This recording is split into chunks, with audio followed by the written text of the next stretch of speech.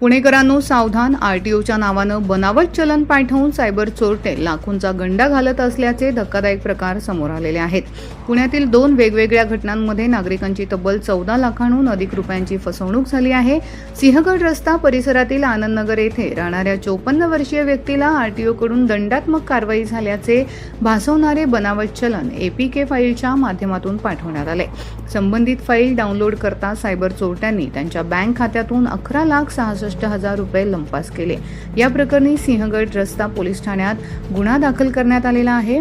तर दुसऱ्या घटनेत खराडी परिसरातील एका नागरिकालाही अशाच प्रकारे बनावट आरटीओ चलन पाठवून 3,50,000 रुपयांची फसवणूक करण्यात आली आहे. या प्रकरणी खराडी पोलीस ठाण्यात गुन्हा दाखल केला असून पोलीस निरीक्षक पालकर पुढील तपास करत आहेत.